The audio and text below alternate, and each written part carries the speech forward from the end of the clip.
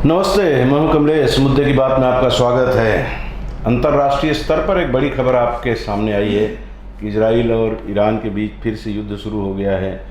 Israel के ऊपर पहले ईरान ने हमला किया और उसके बाद इजराइल ने जवाब दिया है।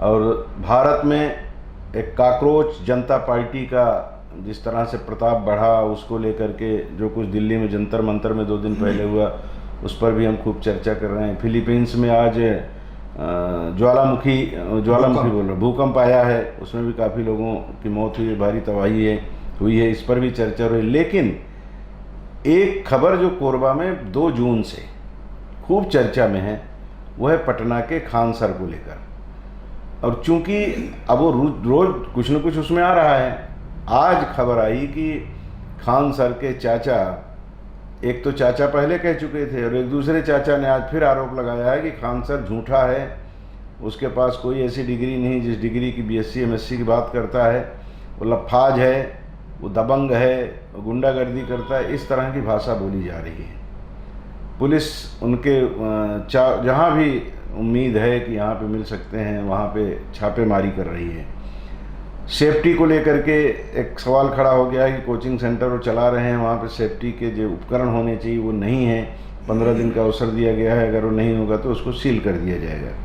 तमाम तर बातें हो रही हैं। पुलिस लगातार बच्चों से अपील कर रही है कि वे सड़क पर ना आए, कानून अपना काम कर रहा है। खान सर के जो विरोधी थे रोशन आनंद, उनको और उनके 2 साथियों को जेल में डाल दिया गया था, अभी तक उनकी जमानत नहीं हुई है। उनकी कोचिंग क्लास के बच्चे भी सड़क पर बीच बीच में उतरते हैं, उनकी तरफ से भी आक्रोश व्यक्त किया जा रहा है। राजनीतिक भी इसमें खूब आनंद ले रहे हैं। कल तक जिनको ये कहा जाता था खान उनका नाम होगा, उनकी जाति का पता नहीं लग रहा है। जैसे ही ये 2 जून को घटना होती, थोड़ी देर बाद उनका नाम भी ओपन हो जाता है और खान सर की बजाय उनका नाम लेकर के कहा जाता है कि अब फैजल खान के विरुद्ध ऐसा ऐसा हो रहा है। ये भी पता लगता है कि जो दूसरा ज्ञान बिंदु कोचिंग सेंटर है, उसके जो मुखिया हैं, उसको चलाने वाले रोशन आनंद, उनके बारे में भी कहा जाता है पहले किसी को नहीं पता था, लेकिन फिर ये बता दिया गया तो वो भी यादव आए। ये सब तमाम जो कवायद हो रही है, जिस तरह की बातें निकल के सामने आ रही हैं, उसको सुनने के बाद मन में बहुत सारे विचार पैदा होते हैं। तो दिमाग में आया कि मुद्दे की बात आज इसी को बनाया जाए। और इस पर चर्चा के लिए आज हमने आमंत्रित किया है जाने माने साहित्यकार मोहम्मद यूनुस दनियालपुरी साहब को। यूनुस भाई, स्वागत है आपका कार्यक्रम में। बहुत बहुत शुक्रिया कमलेश भाई। करीब मैंने एक मोटा जानकारी जो दी है, मैं ऐसा मानता हूं कि 2 जून को 2 जून की रोटी के जुगाड़ में जो गार्ड नौकरी कर रहा था, उसके ऊपर गोली चलती है और उसके बाद ये मामला सामने आता है। आपको कुल मिलाकर इस मामले में कोचिंग माफिया की भूमिका लग रही है कि राजनीति की भूमिका लग रही है, क्या लग रहा है? मेरे ख्याल में इसमें 2 तरफा अटैक लग रहा है जी। कोचिंग माफिया निसंदेह जी, चूँकि पहले भी उनके स्टेटमेंट्स आ चुके हैं जी, कि वो कोचिंग चला रहा है, इतने कम पैसे में चला रहा है। फिर ये होगा कि उस पर और कम में चलाए, अगर चलाना है तो आपने सुना होगा उसके बारे में। यानी कम में चलाओ तो मुसीबत, ज़्यादा में चलाओ तो परेशानी। ये तो एक ये बात थी। और दूसरा एंगल जो है वो आपके सामने है कि मीडिया ने इस मामले में इस बात को कितनी ताकत दिया। खान सर के मामले में खान सर पंडित है कि चमार है कि मुसलमान है कि क्रिश्चियन है जी, ऊंची जात का है कि नीची जात का है जी, बात यह है नहीं है जी। बात यह है कि फ्लो में एक शब्द बोल गए हैं, वो असंसदीय, उसको नहीं बोलना चाहिए था, उसके लिए क्षमा चाहते हैं जी। अच्छा जी, माफ कीजिएगा, माफ कीजिएगा जी। तो चाहे वो कुछ भी जी रहा हो या है जी, उसका आउटपुट क्या है? वो बिहार के बच्चों के लिए या हिंदुस्तान के बच्चों के लिए क्या कर रहा था वो शख्स?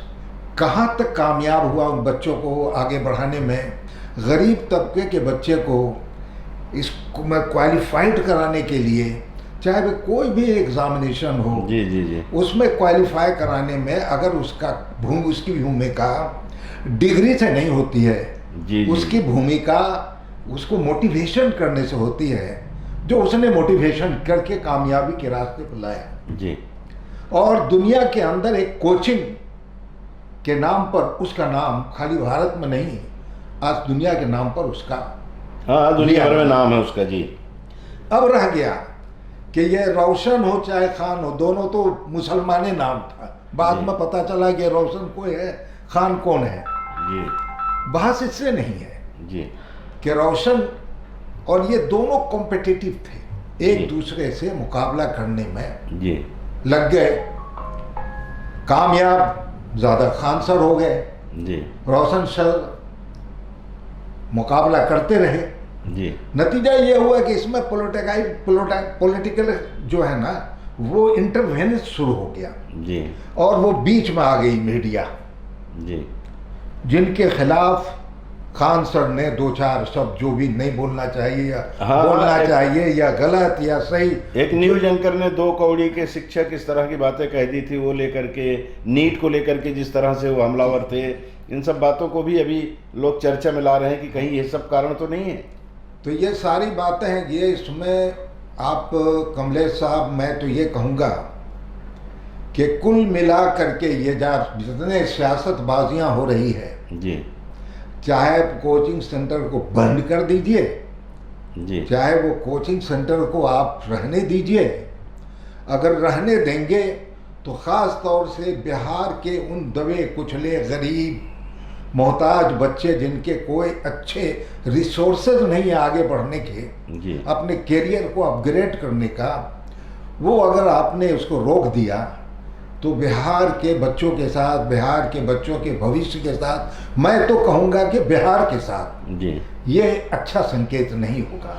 जी जी जी स्वाभाविक है। ऑफलाइन जो बच्चे पढ़ रहे हैं वो तो सीधी सी बात है कि पटना के आसपास के होंगे, लेकिन ऑनलाइन तो पूरे भारत के बच्चे पढ़ते हैं, पढ़ रहे हैं जी। बिल्कुल नॉमिनल फीस पर वो पढ़ा रहे थे, तो जिस तरह से उनकी छवि थी, उस छवि पे हम लोग कई बार आता था ना कि उनसे लोग जब भी इंटरव्यू कहीं कोई लेता था, पूछता था खान सर ये जिज्ञासा है देश की कि आप जाति बता दीजिए अपना, लेकिन वो कभी अपनी जाति नहीं बताते रहे। जब उनकी शादी हुई तो शादी में हुआ कि वो निकाह कर रहे हैं कि शादी के मंडप सही तैयार होगा, उसमें फेरे लेंगे, इस पे सब पे भी खूब चर्चा हो रही थी। अचानक एक घटना होती है, नीट का मामला आता है, पेपर लीक होता है, तो उसमें वो खुल करके जिस तरह से वो बच्चों की तरफ से आक्रोश व्यक्त करते हैं, और उसके बाद उसी मामले को लेकर 2 कौड़ी के शिक्षक जब कहती है वो एक एंकर अंजना ओम कश्यप जी, उसके बाद जिस तरह से आईना दिखाते हैं वो, और उसके बाद ये घटना घट जाती है, और उसके बाद फिर वो खान सर से फैजल खान हो जाते हैं। ये सारी चीज़ों को देखने के बाद, और फिर अब उनके चाचा का कथन, जो पढ़ा लिखा नहीं है, वो बेवकूफ़ बनाता है, उसकी डिग्रियाँ फिर फर्जी।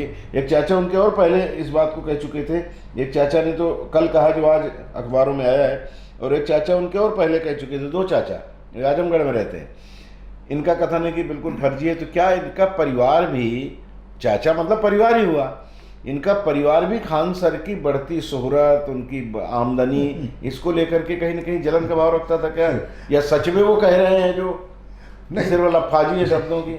वो बिल्कुल सच कर रहे हैं, मान लिया जाए जी। कमलेश साहब एक चीज़ बताइए, आप इस कोरबा के अंदर आप एक न्यूज़ चैनल नहीं, एक समाज नहीं, पूरे छत्तीसगढ़ के अंदर आप एक मुकाम रखते हैं। किसी आदमी ने आपसे आपकी डिग्री पूछा नहीं, आपके व्यक्तित्व को देखा, आपकी बात को, आपकी भावना को, आपके दर्शन शास्त्र को जो पेश करते हैं, उसको देख करके लोग आपकी तरफ राग़िब होते हैं, ना कि आपके डिग्री को लेकर के। जी। हजारों लोग डिग्री लिए बैठे हुए हैं, करोड़ों लोग हैं हमारे देश के अंदर, कोई उसकी कदर नहीं है।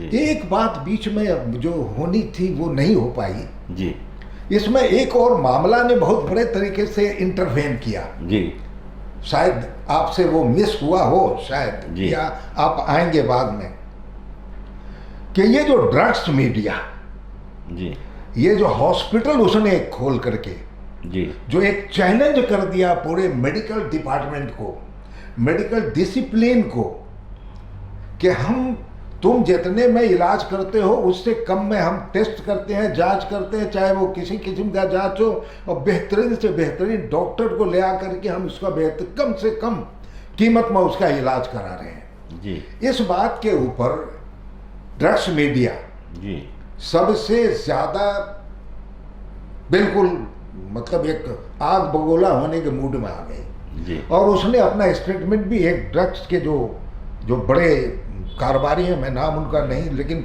मैंने टीवी में मैंने उनका स्टेटमेंट जरूर सुना था जी कि तुम अगर 50 रुपये में कर रहे हो तो 25 रुपये में करो इलाज, जी तुम अगर 100 रुपया में कर रहे हो तो उसको 15 रुपये में करो। तुम इतना पैसे तुम्हारे पास कहाँ से आ रहे हैं? तुम बच्चों के जो फीस ले रहे हो, जो 50 रुपये ले रहे हो, तो उसको तुम 10 रुपये। ये सब कितनी बड़े बड़े लोग टीवी पर आके कितने गिरे हुए स्तर की बात कर देते हैं कि सामने जो चीज़ नजर आए उसको भी नकार देना, ये कहाँ का इंसाफ है? बिल्कुल ठीक, सही समय पे आपने याद कराया। अब 4 दिन पहले 5 दिन पहले हम लोगों ने इस विषय पर चर्चा की थी, शायद 3 जून को किया था हमने। तो उस दिन इस पर फोकस किए थे कि MRI वो जो 600-700 रुपये में करने की बात कर रहा है, जो दूसरे लोग 6000-7000 में करते हैं, वो इतना नॉमिनल चार्ज पे काम करने को तैयार हैं और उन्होंने शुरुआत भी कर दी है उसकी। तो स्वाभाविक है कि शिक्षा माफिया से बड़ा मेडिकल माफिया है। अरे बहुत। तो ये बात कहने में कोई गुरेज नहीं है, हम सब देखते हैं अपनी आंखों के सामने, हम लोग भी वाबस्ता हैं उससे। कहीं वाबस्ता से मतलब सीधे हम लोग उससे जुड़े नहीं हैं, लेकिन जब हम हॉस्पिटल जाते हैं, जांच कराने जाते हैं, तो वहाँ पता लगता है सब चीज़ें, हम भी उसको झेलते हैं। तो वो कितना ताकतवर है बताने की जरूरत नहीं है। तो एक ताकतवर व्यक्ति ने, एक ताकतवर ने, समुदाय ने दूसरे कम ताकतवर, शिक्षा माफिया कम ताकतवर, उसके ऊपर आक्रमण किया है। ये चर्चा हमने 3 जून को की थी, अभी आपने याद कराया तो अच्छा। तो ये हकीकत है। और स्वाभाविक है कि हमारे देश में कोई अगर चढ़ने लगता है ना, वैसे भी बिहार के मामले में कहा जाता है कि वहाँ एक चढ़ने लगता है तो दूसरा टांग पकड़ के खींचता है उसकी। बिहार यूपी दोनों के बारे में कहते हैं। तो ये तो वहाँ की तासीर है, सुधरने की बजाय लोगों में और वो धीरे धीरे प्रवृत्ति बढ़ रही है। तो वही तासीर इनके परिवार में भी आ रही होगी, जिस तरफ आपने इशारा किया कि भाई ठीक है। मैं तो ऐसा कहता हूँ ना सर कि रहीम दास, तुलसीदास, कबीर दास, जितने दास थे, इनकी डिग्री कौन जानता है, कौन से ऑक्सफोर्ड और कैम्ब्रिज में पढ़ने गए थे, लेकिन उनकी कभी ही बातें ता कयामत सलामत रहेगी, ता कयामत लोग उस पर चर्चा करेंगे, उनको एहतराम देंगे। ये तो हम लोग देखते ही हैं। तो डिग्री कोई ज्ञान की मोहताज नहीं है, ज्ञान जो है डिग्री की मोहताज नहीं है कि डिग्री रहेगी तभी।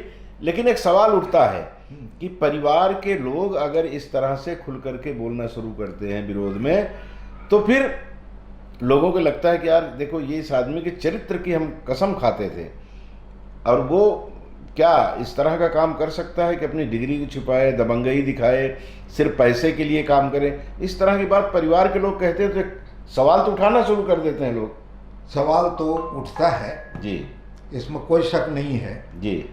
इस सवाल का जवाब हम यहाँ बैठ के तो दे नहीं सकते हैं। हाँ ठीक बात है, वो तो वही खान सर ही दे सकते हैं। जी जी जी। क्योंकि परिवार का मामला और परिवार ने उनके ऊपर दोष, मामला ये नहीं है साहब जी कि परिवार ने क्या क्या कहा न क्या क्या हो रहा है, उससे कोई बहस नहीं है। बहस यह है कि एजेंडा क्या है जी, बहस यह है कि मामला क्या है, बहस यह है कि खिलाफ कौन कौन हो गया और क्यों हो गया जी, और फायदा किसका हो रहा है और नुकसान किसका हो जाएगा जी। अगर इसको आप इस बड़े पैमाने पर इस बात को अगर ध्यान देंगे, गौर खौस करेंगे, तो आप बड़े आसानी से, खुली हुई किताब है कि इसमें कुल मिला करके बिहार के बच्चों का भविष्य, देश के बच्चों के भविष्य, जो कम से कम कीमत पर अच्छी से अच्छी तालीम हासिल कर रहा था, आज उसके साथ हमने खिलवाड़ किया।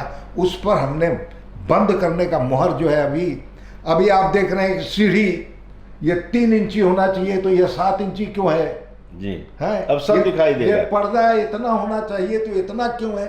हद हो गई साहब। क्या क्या मतलब, क्या एक मजाक का भी एक हद होना चाहिए।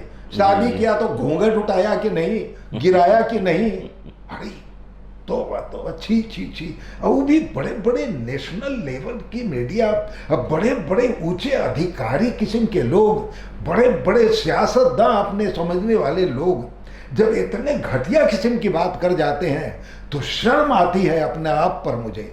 जी जी जी, समझ गए। मतलब कुल मिलाकर मुझे लगता है सर कि जो आपने कहा कि वो उसमें बिल्कुल आपका वो कथन मैं मानता हूँ कि ऐसा हो सकता है कि मेडिकल माफिया भी उसमें हो, शिक्षा माफिया भी उसमें हो, राजनीतिक माफिया भी तो इसमें है।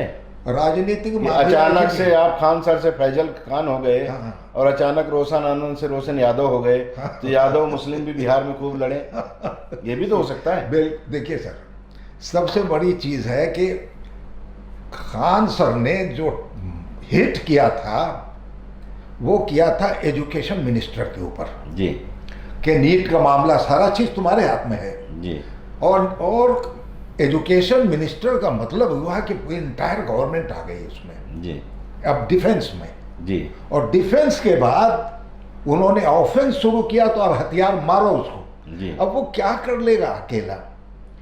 वो बच्चे लोग चिल्ला उल्ला के रो गा करके महीना 2 महीने के बाद घर बच्चे चले लोग जाएंगे। जब माँ बाप मर जाने के बाद आदमी 72 घंटे के बाद नॉर्मल हो जाता है, तो खान सर की पढ़ाई और खान सर का एहसान और खान सर की मेहनत कोई काम नहीं आने वाली है। सब खेल तमाशा।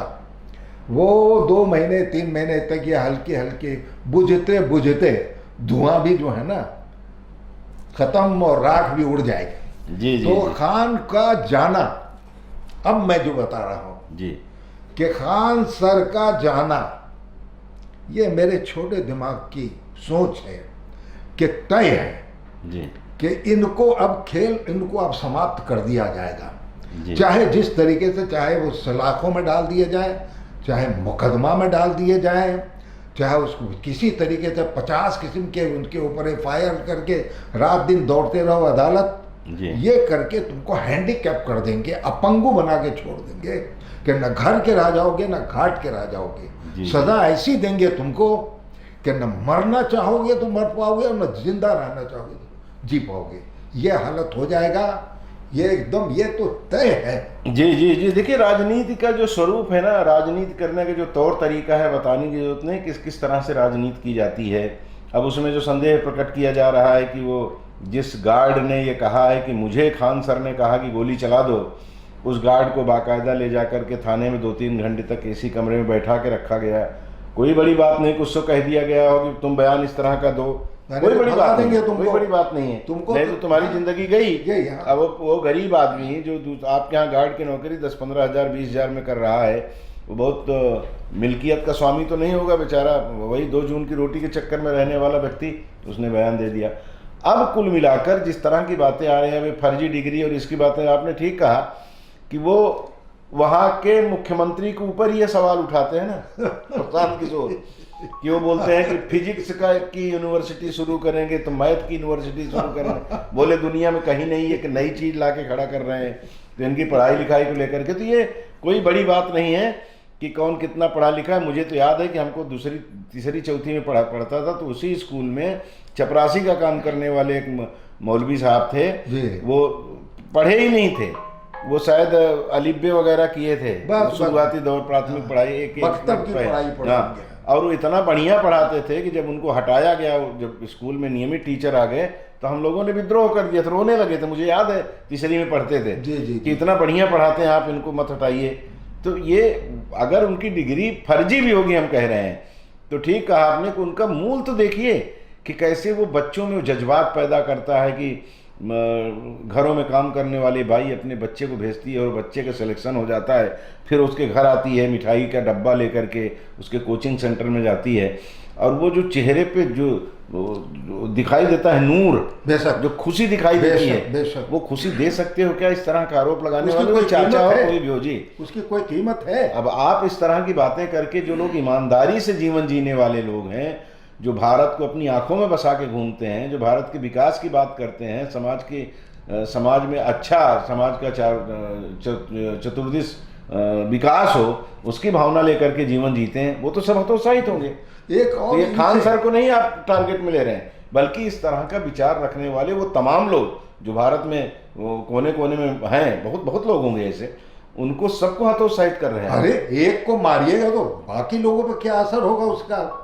हाँ, लोग नजीर देते हैं, अरे उसका कुछ नहीं हुआ तो तुम किस खेत की। एक और इनसे गलती हुई या नहीं हुई खान सर से, कॉकरोच वाले में भी इन्होंने कुछ अपना बयान दिया था, उसमें भी इस तरह की बातें आई थी कि कॉकरोच पार्टी तो इनको प्राइम मिनिस्टर के रूप में प्रस्तुत कर रही है। हाँ, इस तरह की भी बातें आई थी। वो तो सोशल मीडिया जो जहां बैठा थे जिसको जी, लेकिन उसमें इनका कुछ स्टेटमेंट आया था जी था उसके सपोर्ट में। जी। ये भी सरकार तो को नीट पसंद वाले नहीं- मामले में वो भी और ये भी एक ही राय थे ना जी सबकी। जी जी जी धर्मेंद्र प्रधान को लेकर। हाँ जी जी। हाँ, तो वो भी लेकर के कुछ बातें हुई हैं। बहरहाल एज ए होल कुल मिला करके जो बिहार में अभी हो रहा है, मेरी तो दुआ है कि सब अच्छे अच्छे सब निपट जाए जी और बच्चों का भविष्य एक आदमी के ईगो को लेकर के खराब न किया जाए।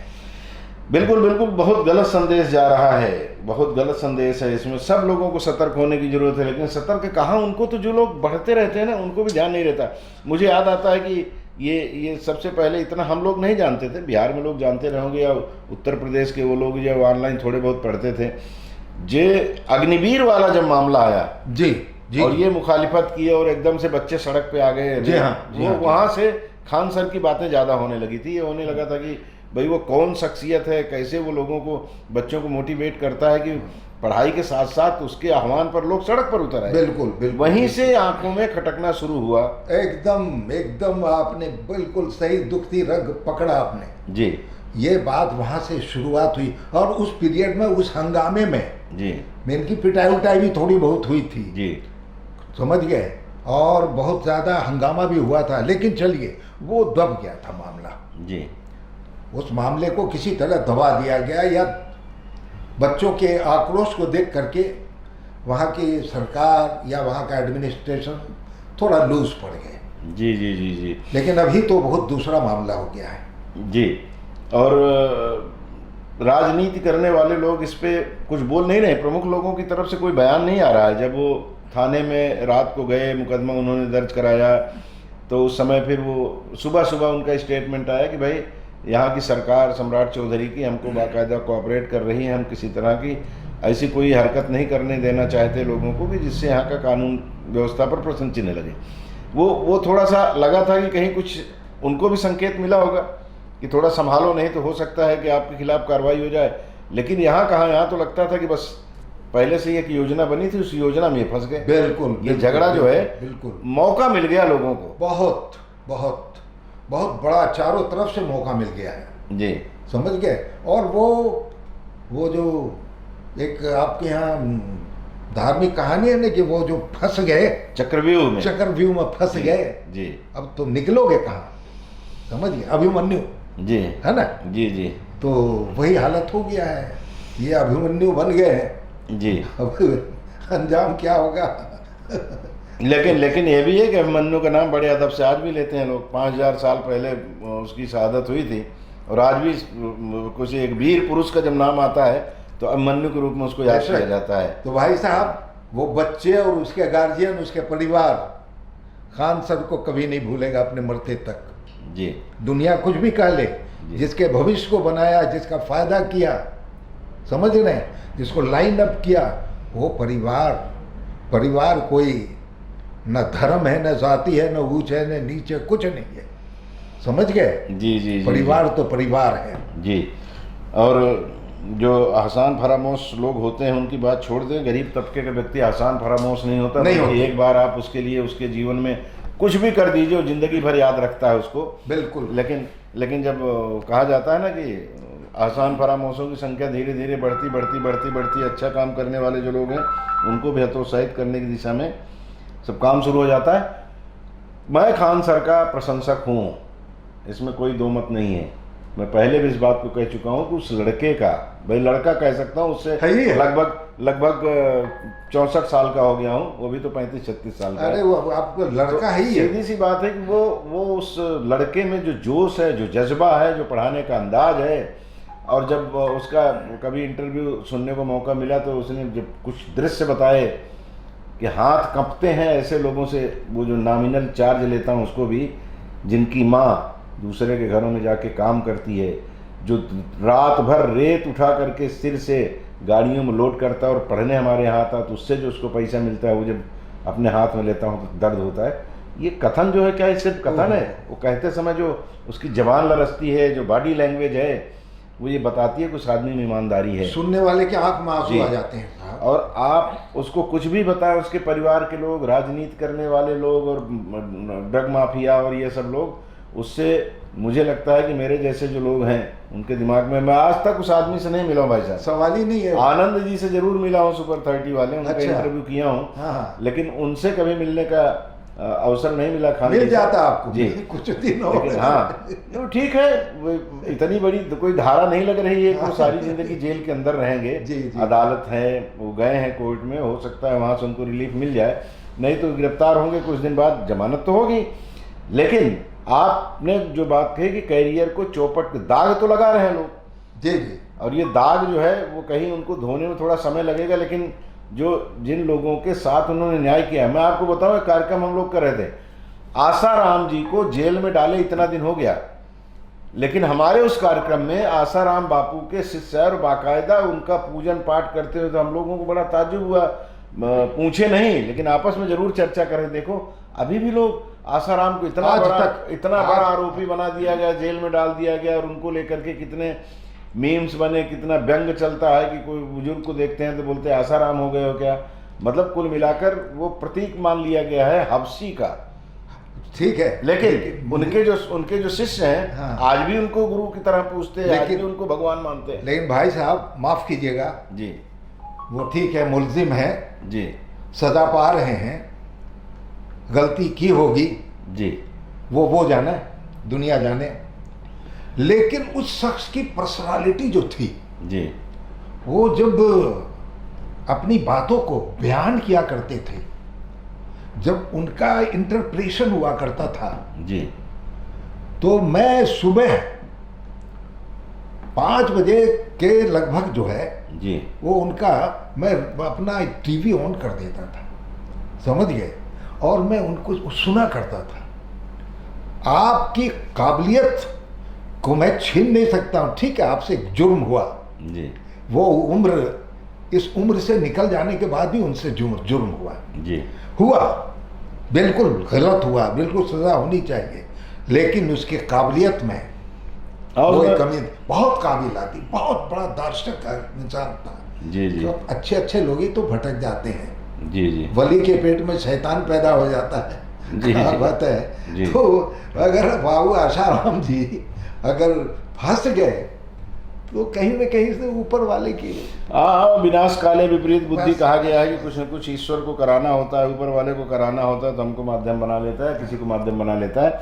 तो खान सर ने भी कहीं कुछ चूक की होगी और उस चूक का दुष्परिणाम उन्हें भुगतना पड़ा। लेकिन आज भी मैं ऐसा मानता हूँ कि जो परिवार के लोगों को, जिस पर हमने चर्चा शुरू की थी, उनके चाचा लोग, ये वो एक है ना छोटी सी कहावत कि या खुदा अपनों से बचा गैरों से निपट लेंगे, यही हो रहा है। बिल्कुल बिल्कुल बिल्कुल बिल्कुल, कि जिस समय परिवार को साथ में खड़े होना चाहिए, हाँ। उस समय आप भी खड़े होकर के, इसका मतलब है कि उसकी बढ़ती हुई शोहरत, बढ़ती हुई दौलत से उसके परिवार के लोग ही खपा हाँ रहे हैं। भाई बोले होंगे कि बेटी, मेरी बेटी से शादी करो, हाँ भाई मुस्लिम कौम में तो है कज़न से शादी करने का, जी, वो लोग या नहीं किया होगा, या कुछ मदद मांगा होगा तो नहीं दिया होगा, जी, या मकान बना के दो, इतना तुम कमा रहे हो, कितनी बातें हो सकती है। जो परिवार के लोग तो जरा सा नाखुश हो जाते हैं, जी, जी, रूठाना तो इनका कुदरती मतलब के अधिकार है उनका।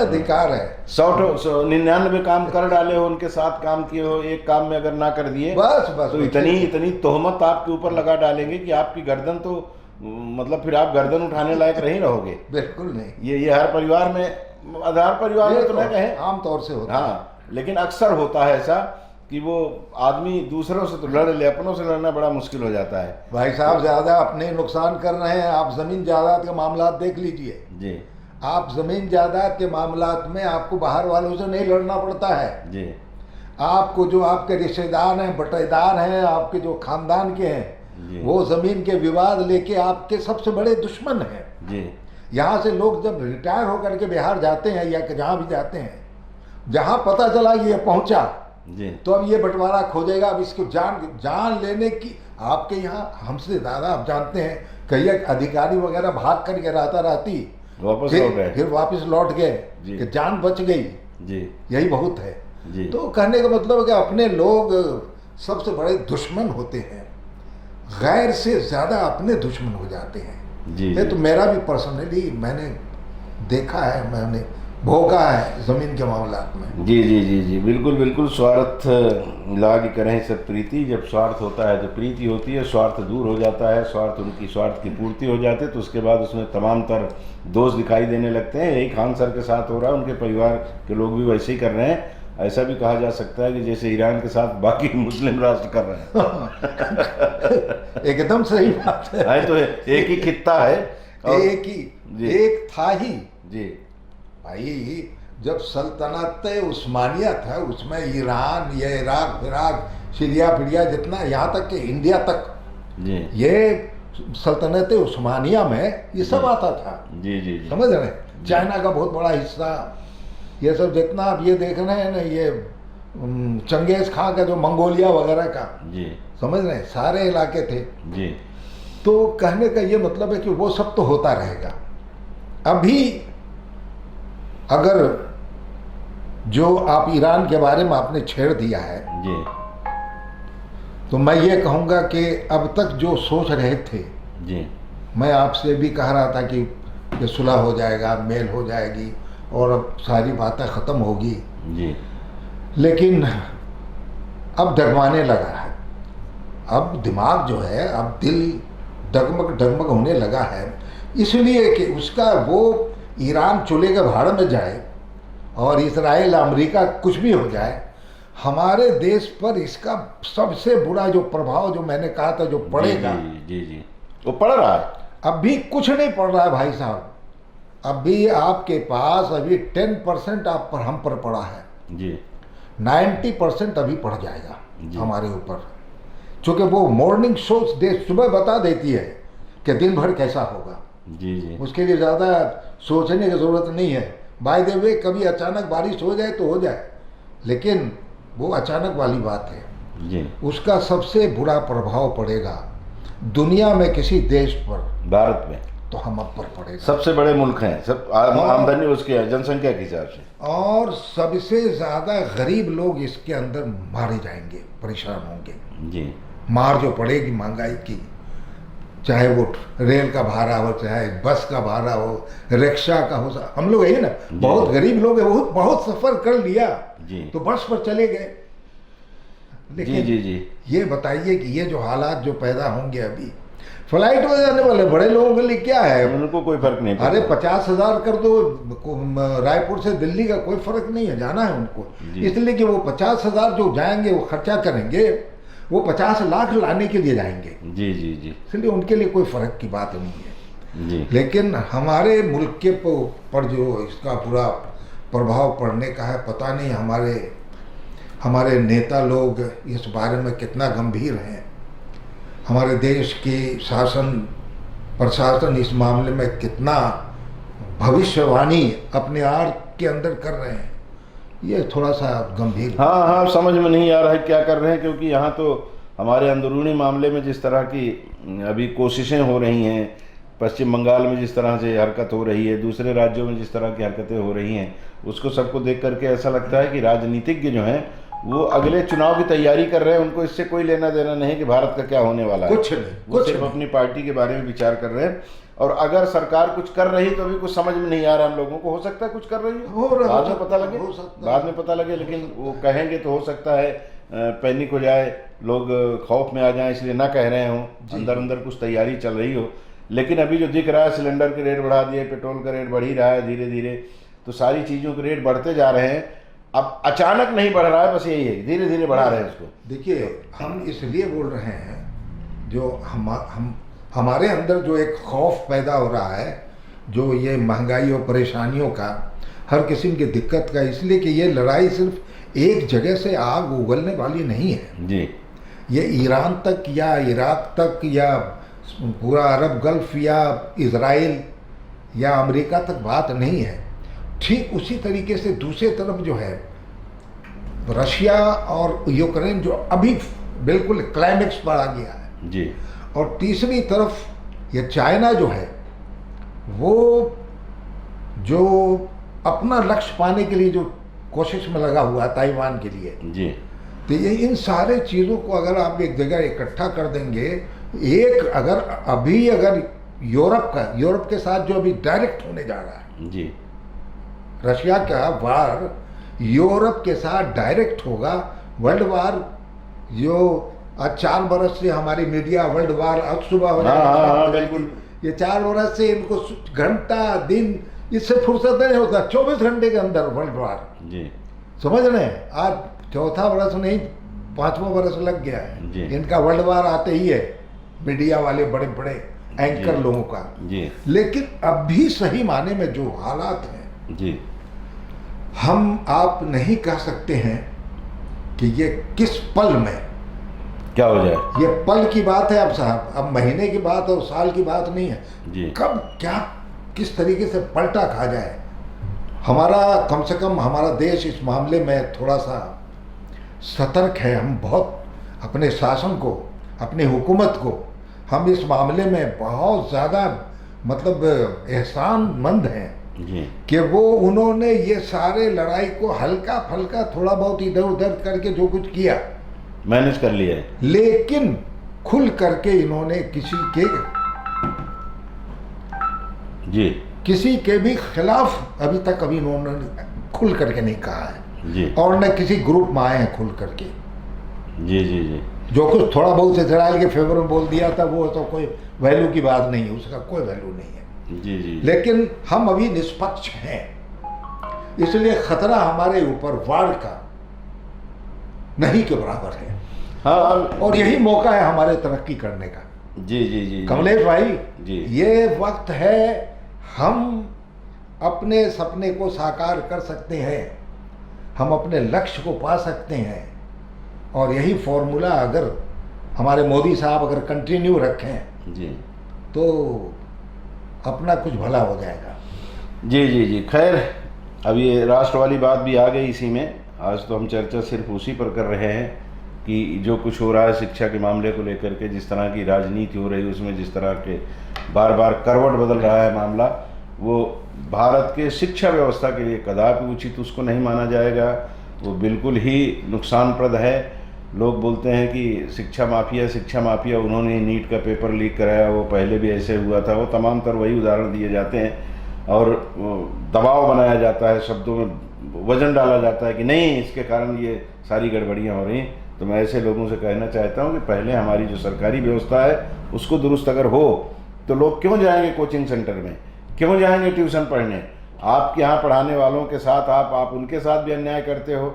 उनको 40 तो काम पकड़ा देते हो, 10 तो काम, 50 काम में 40 काम तो उनको देते हो आप। बाहर जाइए, जनसंख्या के मामले में कोई गणना करना है तो हर चीज़ के लिए आप शिक्षकों को लगा देते हो सरकारी, उनको पढ़ाने का अवसर ही नहीं देते। गजब है। और फिर आप चाहते हो रिजल्ट बहुत अच्छा हो। गजब है। तो वो सब भी कहीं न कहीं कमियां हैं और मूल कमी हम में आप में है कि कोई भी व्यक्ति किसी चीज़ को कह देता है तो हमारे पास तर्क नहीं होता, हमारे पास हमारा विवेक, हम विवेक शून्य हो जाते हैं और मान लेते हैं कि इसने जो हमें कहा है, मैं इसकी बात पहले एक बार सुना, उसने ठीक कहा था, उसको अभी भी जो कह रहा है वो सही ही कह रहा होगा, ये मान करके हम भी उसे सही मान लेते हैं।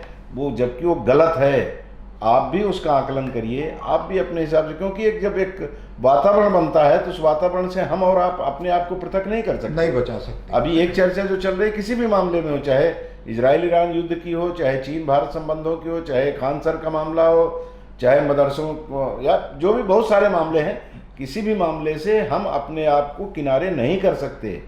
अब हम और आप इतने बड़े देश में हो गए, इतनी बड़ी दुनिया में हैं, इसलिए हर व्यक्ति को ये मान के चलना चाहिए, जो पढ़ा लिखा है, थोड़ा बहुत समझता है, उसको इन पर सब पर चर्चा करना चाहिए आपस में, और चर्चा करके एक अच्छा संदेश, क्योंकि हमारा वो कहा जाता है ना कि टेलीपैथी भी काम करती है, वे जो विचारों की सकारात्मकता और नकारात्मकता है ना, वो भी बहुत मायने रखती है, तो उसका भी हमें ख्याल रखना होगा। एक बात खाली कर रहे थे जी कि ये पेपर लीक कोई नई चीज बात है, ये एक प्रैक्टिस बन गया है। 50 बार जो है पेपर लीक हो जा रहे हैं जी। जरा सोचिए कि परिवार को, उस बच्चे को कितनी तकलीफ उसकी आत्मा को होती होगी। आप इतनी मेहनत से वो पढ़ करके तैयारी करके जा रहा है फेस करने के लिए जी, और हम जो है उसको लिख करके बड़े आसानी से कैंसिल कर देते हैं। अगर कमाई नहीं हुआ, पकड़ नहीं, अगर पकड़ा गया तो लीक हुआ, और नहीं पकड़ा है तो ये धंधा हमारा तो बेहतरीन तरीके से चल रहा है। तो ये कम से कम इस पर बहुत ज़रूरी है कि ये जो प्रैक्टिस बन गया है कि 50 बार अभी तक जो है सुनते सुनते हम लोग थक गए हैं। जिस चीज़ का परीक्षा होता है आमतौर से ये होता है कि पेपर लीक हो गया और कैंसिल हो जाता है, बच्चे का फीस जाता है, उसमें जो आप एंट्री फीस जो वो होता है वो उनका बर्बाद होता है, उनके सारे ट्रांसपोर्टेशन बर्बाद होते हैं, उनके सारे फिनेंशियल, गरीब बच्चे भी मैक्सिमम होते हैं, 90% बच्चे गरीब होते हैं, उनके ऊपर सारा बोझ जो उनके परिवार के ऊपर पड़ता है और मजबूर होकर के वो बच्चे उनमें से कुछ सुसाइड करने बिल्कुल पर बिल्कुल बच्चे 24-25 बच्चों ने आत्महत्या कर ली है। हो सकता है बढ़े हों, ये आंकड़े तो पिछले 15-20 दिनों पहले के। और एक चीज़ इसमें ये भी आती है अनुज भाई कि मान लीजिए किसी व्यक्ति की आज परीक्षा है और उसको आपने कैंसिल कर दिया, कह दिया कोई खास बात नहीं, चलो पेपर लीक हो गया, हम 1 महीने बाद फिर से करेंगे, तो 1 महीने का अंतिम अवसर रहा होगा उसके पास। अब इसके बाद उसकी उम्र बाहर हो रही, उम्र से बाहर हो रही, खत्म, उसका तो हो गया खत्म। अगर वो 20 लाख लोग तैयारी किए थे, 20 लाख लोगों ने फॉर्म भरा था, तो उसमें हो सकता है 50,000 ऐसे बच्चे रहे हों, उनका तो मुस्तकबिल खत्म। 20 लाख में तो 20 लाख में तो 25-50 हजार तो जाएंगे ही, जो ओवरेज हो जाएंगे, ओवरेज खत्म। ऐसे लोगों का आपके पास कोई विकल्प है नहीं। हम और आप अगर कहीं जाने के लिए ऑटो को फ़ोन करते हैं ना कि आजा भाई, वो बोलता है हाँ भैया बस पहुंच रहा हूँ, और हम बाहर खड़े होते हैं तो उतनी देर का इंतजार हमसे बर्दाश्त नहीं होता, कहाँ रह गया यार, बार बार उसको मोबाइल करेंगे, खुदा न खास्ते नहीं पहुंचा। हाँ, तो आप सोचिए कि हम कैसे कैसे उद्वेलित हो जाते हैं, कैसे गुस्सा आता है। नहीं पहुंचा जो है पेपर लीक है जी। और वो बच्चे जो पूरी रात भर जग करके कि मुझे अमुक तारीख को इतने बजे वहाँ पहुँच के परीक्षा देना है, तैयारी किए होते हैं, और बिल्कुल लाइन टाइम पे 10 घंटा पहले उनको पता लगता है कि परीक्षा आपने स्थगित कर दी, क्या हालत होती होगी उनकी, कल्पना की जा सकती है। नहीं वो भी आपने जो एक बात जो कही ना कि वो एक टीचर से जो आप 50 काम लेते हैं जी, और उसके बाद उम्मीद करते हैं रिजल्ट का, तो इस पर भी तो विचार होना चाहिए कि टीचर है तो पढ़ाने के लिए तो पढ़ाई तक उसको रखो जी। आप उससे बर्तन साफ करवाएंगे, वोटर का लिस्ट लेंगे, उससे आप जो है दरबानगिरी करवाएंगे जी। ये तो शर्म की बात है। टीचर का इतना भी अपमान न किया जाए। इतना भी पैसा देते हैं ठीक है, सरकारी मुलाजिम है ठीक है, अनड्यू एडवांटेज आप कैसे उठाएंगे? जी जी जी, यही कर लेते तो फिर ये स्थिति नहीं आती कि एक अच्छा काम करने वाले को आप चक्रव्यूह में फंसा लेते हैं मन्नू की तरह। ऐसा नहीं होता। अगर ये भाव होता तो हमारे यहाँ कहा जरूर जाता है, गुरु गोविंद दोनों खड़े काके लागू पाए, बलिहारी गुरु आपने गोविंद ये बताए। कहने के लिए है कि गोविंद से, भगवान से भी बड़े गुरु हमारे यहाँ। ये था हमारे यहाँ व्यवस्था पहले थी, आज भी लोग मानते हैं, लेकिन जो वर्तमान स्थिति है इसमें नहीं माना जा रहा है। टांगे वाला बना दिया है। हाँ, जिस जापान की आप बात कर रहे हैं वहाँ कहा जाता है कि प्रधानमंत्री भी कोई शिक्षक आता तो खड़ा होकर के उसको सम्मान करता है। इसलिए जापान कहाँ से कहाँ पहुँच गया, इतना बड़ा देश जी जी, उसके सामने तो हमारे सामने जनसंख्या में और उसमें तो कहीं लगता ही नहीं, लेकिन टेक्नोलॉजी में कहाँ है बताने की जरूरत नहीं है। तो टेक्नोलॉजी में उन्हें वहाँ पहुँचाने वाले उस देश को शिक्षक ही हैं वहाँ के।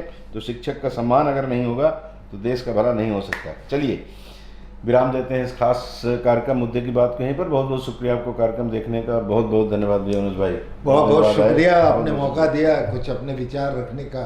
जी थैंक यू भैया।